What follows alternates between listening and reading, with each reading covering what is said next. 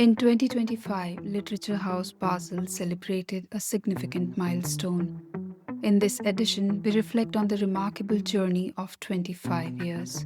We are joined by Katrin Eckert, Director of Literature House Basel, who has been an integral part in shaping what the Literature House Basel is today. Together, we'll explore the key moments that have shaped the Literature House, its critical role in being a part of 17 other houses across Germany, Austria, and Switzerland, and the unique position Basel holds in this literary tapestry. Join us as we discuss the diverse range of activities that bring people together, from courses and literary walks to editing sessions, and the innovative Writer in Residency program launched in 2014.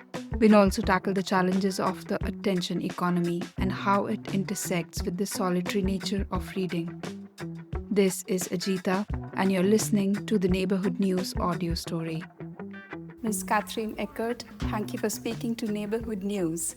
For somebody who has moved to Basel today and does not know Literature House Basel, tell us about your team, the day-to-day activities, the events, the award ceremonies that happen here. We have about 100 events every year and around 60 to 70 book presentations, German-speaking literature, translations from other languages, but also sometimes discussions in French or in English. So it's really a broad range. We also have reading and writing workshops. So if somebody is interested in writing him or herself or in exchange views with others about books, you can find a lot of workshops also on our website. Once a month there is an afternoon or a morning for children, which is very popular. You can pick and choose from a lot of things. We also have a café where you can come and meet before the event, after the event, but also during the day, every day. We have had it renovated just in December and it has become really very popular. It's really a place where you can come. There are newspapers, there are books. So if you just want to have a coffee and get some inspiration, but in the evening, about twice a week you can come to an event here. The bookshop is only here when we have an event, but then you can always buy the books we present. There were a lot of events this year at Literature House Basel, marking the 25th anniversary. Let's start with this year. How did all the events go? They went very well. It was really a pleasure. And we tried to have really a lot of different events that kind of show what we not only do for our anniversary, but what we try to do all year long. So we had authors that are not so well known in the German-speaking countries as Tash O, for example, who is very well known in the English-speaking countries, but not here. We had Edmond de Waal, who is a bestseller author and very popular. We had a debate about the role and about the responsibility of an institution like the Literature House in the city.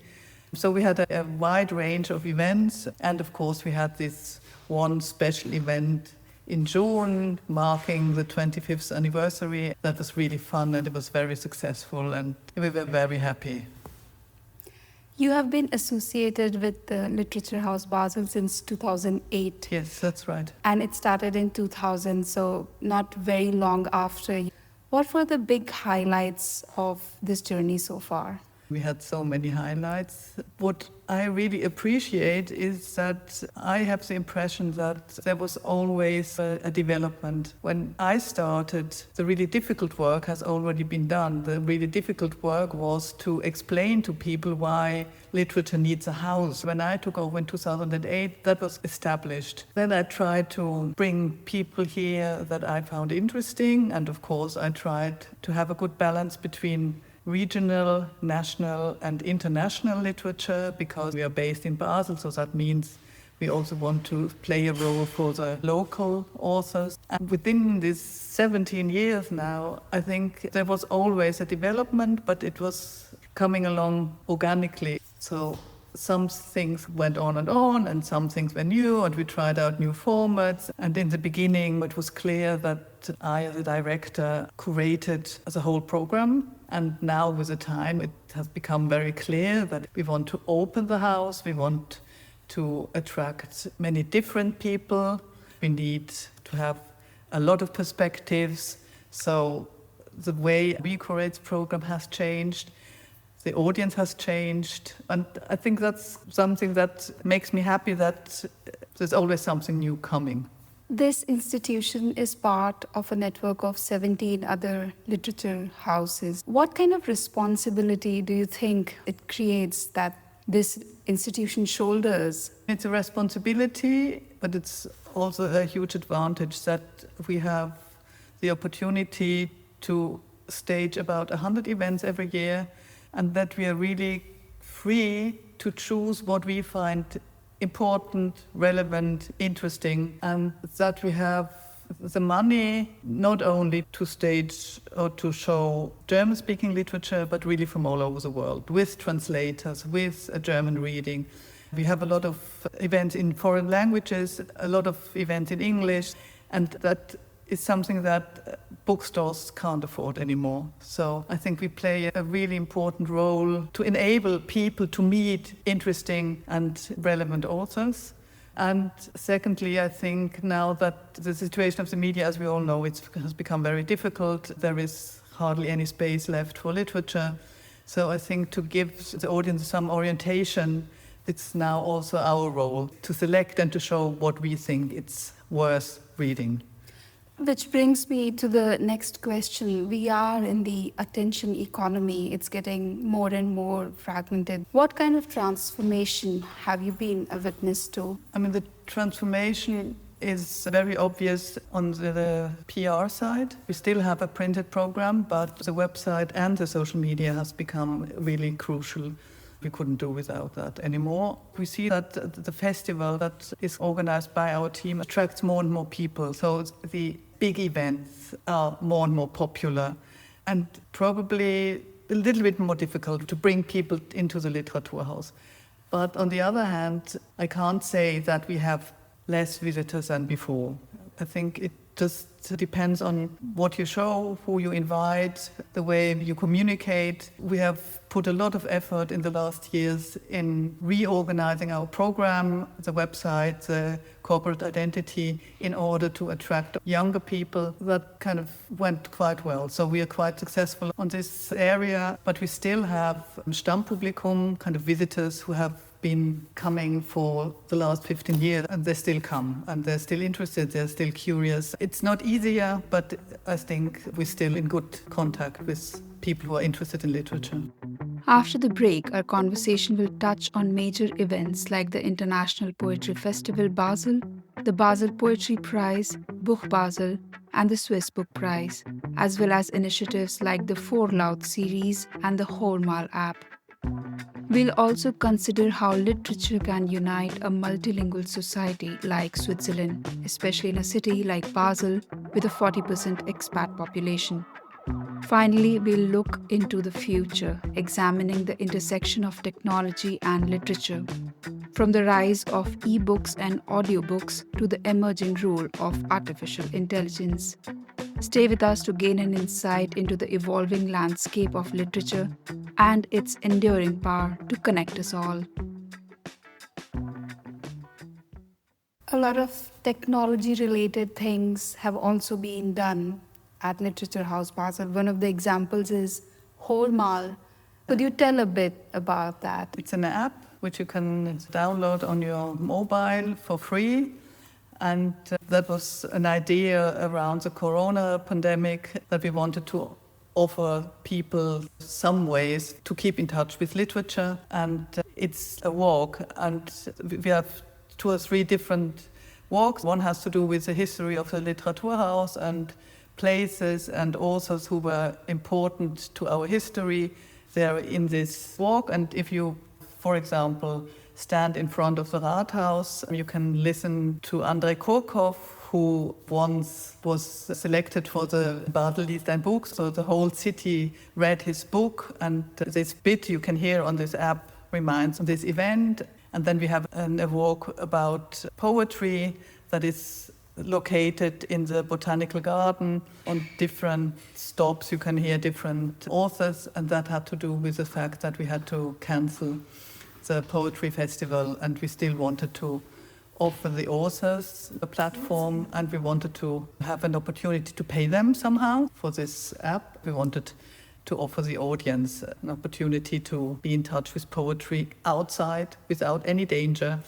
So that's why we invented this Hörmal app. Yeah. What about the Fallout initiative? That's quite an old format. That's in the music when we have an unknown band that plays before the really prominent band comes on stage. And that was an idea out of the moment when we were thinking how could we involve younger authors in a better way here. And then we just said, okay, why not invite them to read before an established author comes, because then we already have the audience here. It's only like 10 minutes. The audience can hear new voices. The young authors have an audience, and after the event, when we have dinner together, they can make contact with other people, with other authors. It's so simple and it works so fine. In the beginning, it was our team who selected the text, and 2 years ago we changed that a little bit. Now we have an independent jury, and I still am very fond of this format. There's another format, the sofa readings. Yeah. How did that idea come about? That was an idea, an inspiration that I took from my colleague in Germany, in Freiburg. They had a format where they had readings in private rooms, and I thought, why not do that in Basel as well? And then I talked to my colleague, Marianne Bühler, who worked then here in the Literature House, and she established it for the Literature House, for Basel in the beginning. And it's also for young authors and also for young people to do the moderation. It's such a brilliant idea because it's so low-key. You go in a flat and then you get some drinks and some nibbles or whatever. And it's so relaxed atmosphere. And still, it's a platform for young authors, because here, to bring enough people into this huge hall, it's not always easy if the name is not known, and if it's a first novel or so. So that was a good alternative. And then it became so popular and so successful, it was too big for us, and now it's really in the entire country, in this French and Italian speaking part as well, and that's great. But it was really born here. Basel is a town where there are 40% expats. It's also a border town. Over the years, do you think that this multilingualistic culture has been a strength? What is your view on this aspect of multilingualism? I think it's an advantage for us, because we feel that when we have an author from Spain and we have really a lot of Spanish-speaking people here in the audience, or with English, it's just no problem to. And in Germany, most of the houses, they translate the conversation from English into German, and that makes it really a bit slow. And we don't have to do that because most of the people speak English, and it's really easy. I think that's a huge advantage for us, because it's also an open-minded city and interested. What we have been trying to do over the last years is really to integrate this more, not only into the program, but also in the way we live and work in this institution. And that's why we now have a think tank who helps us to bring into our work more and different perspectives, because our team doesn't reflect the city. And we really thought we want to change that, and we want to open the house. And that's why Henri Micheliere, an historian and author here from Basel, Ralph Tarayil and Ivna Zic, now help us, and they created also a new format. They curate the Second Thoughts events, but it's not only about these kind of new series of events, it's also about really discussing and reflecting what we are doing. Reading is a solitary act, but there are so many events that happen around here. Over the last couple of decades, the shape of reading has changed from e-books to audiobooks to crime stories as podcasts. What do you think of the next 25 years of how literature will take shape, and probably the future of Literature House Basel? The future of the Literature House, I think it's quite bright, because there is always a need, to see people, to hear people, to the exchange, to meet people in person, and to hear more about the book. You can read the book at home, of course, but if you come here, you hear the conversation, you hear about the background, you hear more about the author. This need is really strong. I'm not worried that this will die out, but it's very difficult to say what happens to the reading habits with, as I said, the attention economy, the new generation who really grew up already with being on social media and on the mobile all the time, and what influence it will have on the text itself. I'm convinced that there will still be excellent authors and wonderful literature, and I'm also convinced that the artificial intelligence will for a long time not be able to create literature as real people can do that. Probably there will be maybe a new form of events, maybe shorter, but I think that the need to meet people will be always there. Looking at maybe the next 3 months or next year, what's going to happen new at Literature House Basel? Is there some interesting thing or something new that's being planned? It's still really in the making. We are planning with a think tank. We have with them these second thought events every 3 or 4 months, and we are thinking of doing a weekend with several events, like a mini festival. And I think it will go on with a lot of formats that we already have, presenting interesting books. I'm thinking, but it's still really quite unfinished, maybe organizing a little event or weekend with first novels to present new voices, but not only from Switzerland, but also from Europe. Congratulations on the 25th anniversary, Ms. Katrin Eckert, and thank you for speaking to Neighborhood News. Yeah, thank you very much. Thank you. We hope you enjoyed this episode. For more exclusive and in-depth interviews from Switzerland, follow the show wherever you get your podcasts. I am Ajita, and you were listening to Neighborhood News audio story. See you next time.